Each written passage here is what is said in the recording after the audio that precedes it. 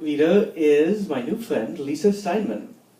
Lisa Steinmann is a St. Paul-based freelance writer, editor, and laundress who specializes in sorting, soaking, and scrubbing before hanging things on the line.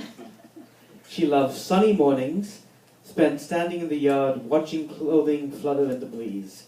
Each sock, t-shirt, and pair of blue jeans tells a story shaped by the wearer. At the end of the afternoon, it is a pleasure to gather and fold each piece, starchy-stiff and fragrant, into her arms. Please welcome Lisa Steinmann.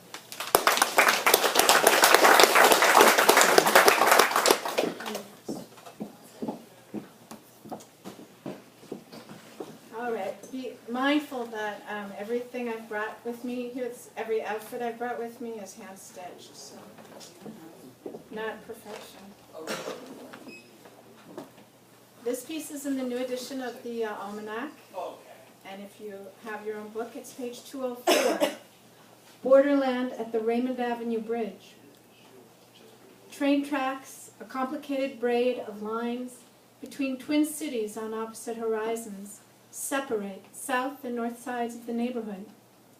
This borderland, this old corridor of industry, steel polished by 100-ton traffic, graveled and aching with heavy noise, can only be crossed on foot. It's a good place to stop and watch train cars, painted over in a neon language, uncoupled back and forth, words from some traveling sentence.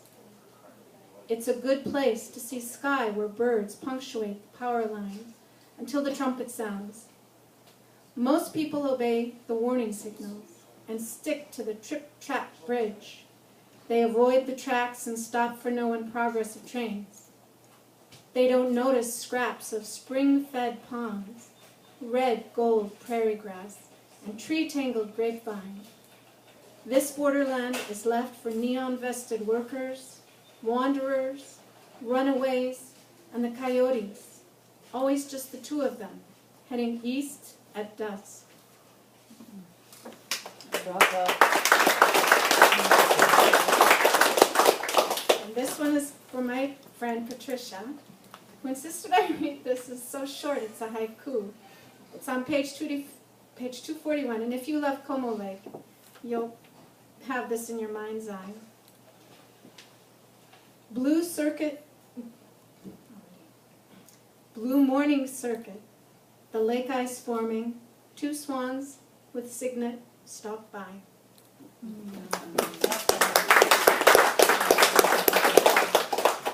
And now I'm going to bring out the stuff that nobody's heard before.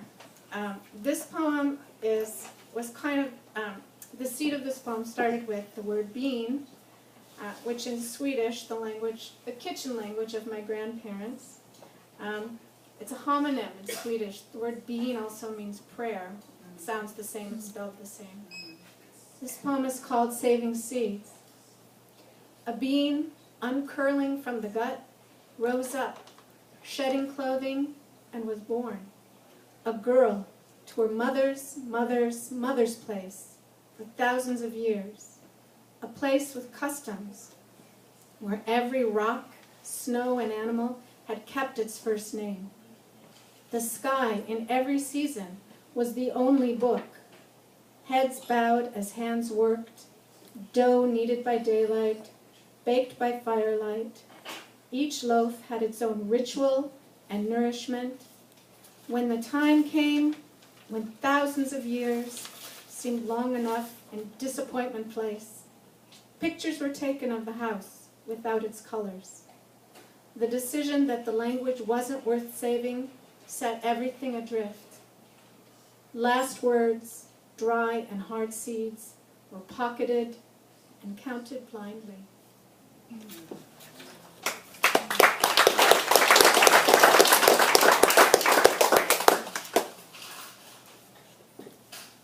The walking hour.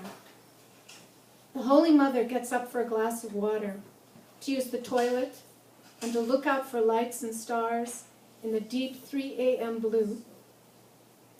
She breathes this altitude that does something to the heart. It beats so hard. It takes 2 hands to hold it in. It's the walking hour, before dawn, when lines cross bright and sharp between hills and sky. She walks barefoot, gently, to balance unevenness. She moves from room to room, lending her heftiness and prayers for everyone and everything. Our Lady needs help to relieve the pressure, to make everything clear and level with the world.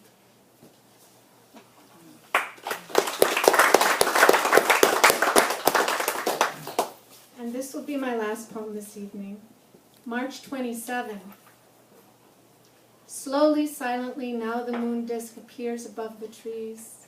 Driving home late, a full bladder and eyes waning, worrying about my relationships.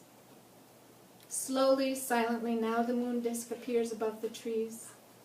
Quarter way home, turning corners and catching it in and out of view.